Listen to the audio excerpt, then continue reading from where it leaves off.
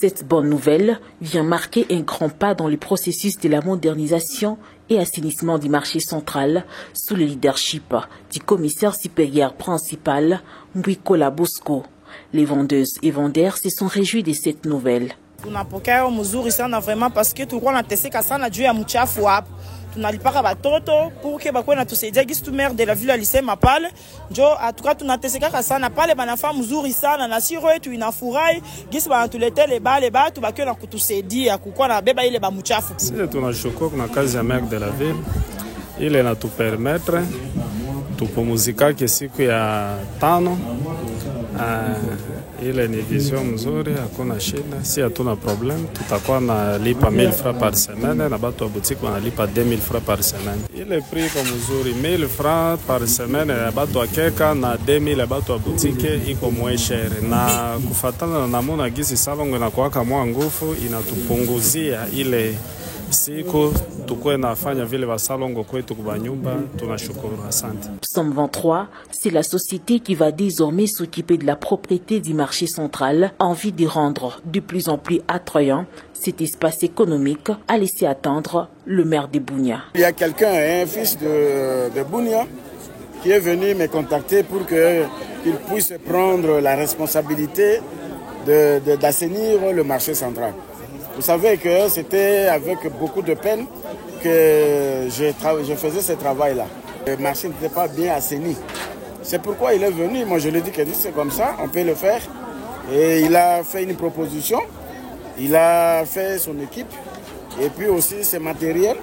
Et voilà, aujourd'hui, je suis venu pour le présenter officiellement devant le marchand et le marchand pour qu'il commence déjà à faire le travail. Vous savez, je disais que les marchands font leur salon dans le marché central, mais ils n'avaient pas du temps.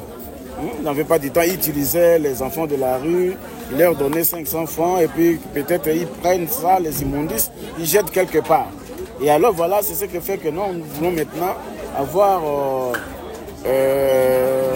une société, je peux le dire comme ça, pour que cette société-là aura comme mission uniquement seulement pour évacuer les immondices qui sont dans le marché central. On lui a donné d'abord une autorisation parce que nous devons d'abord s'assurer sur l'évolution du travail, mais on l'a donné une autorisation qui peut lui permettre de faire son activité dans le marché central.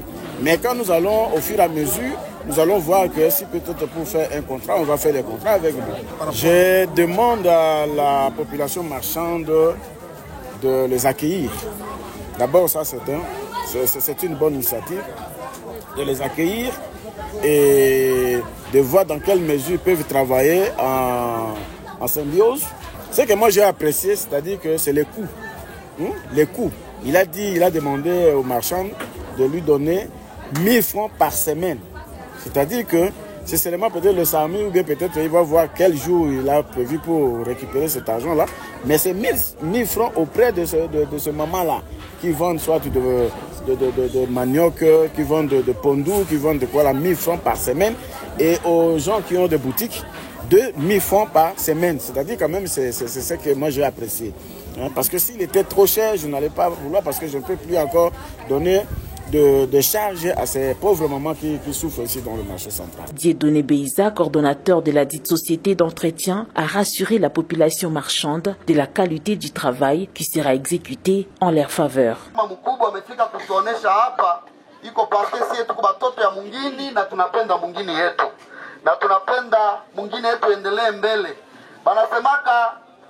Kidole moya haivunjake nini sawa, iko lazima tunajiunga pamoja na ndio tunaenda mbele na tunajenga. Alors kama tunafika hapa leo, mtatambua ya kwamba tulitambua kwa komersetu biko nateseka hapa sana, wakati wote mchafu na haiko organize.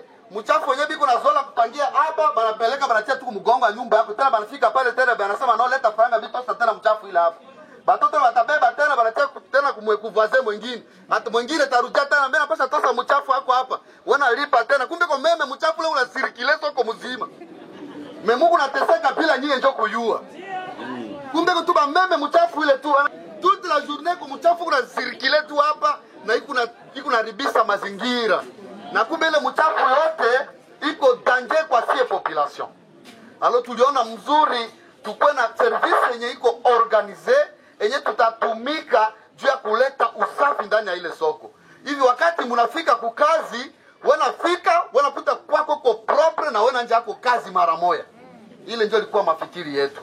Na kitu ya pili, wakati ile service yetu inafika, automatiquement muko bafanya biashara. Bilo nje bosali mbongo, hesabu ete.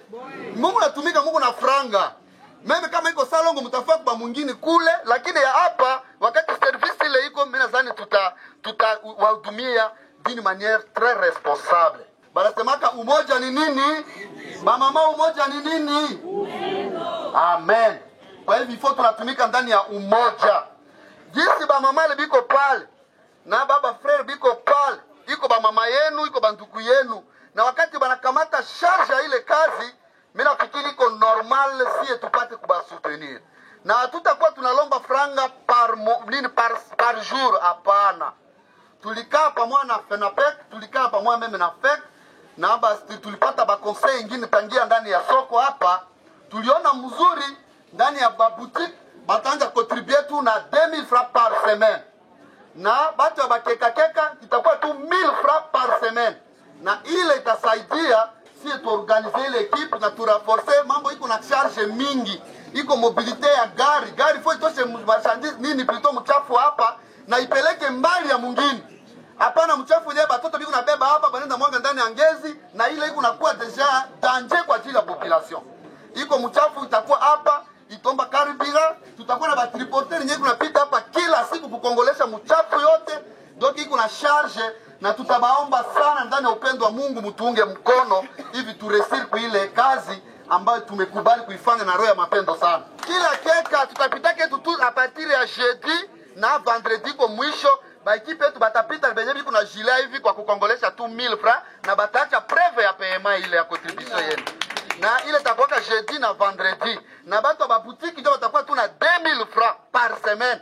Na mimi nadhani mambo ya salongo kama hapa iko mchafu itangalia sie, bauziuliza tena nyie hapana.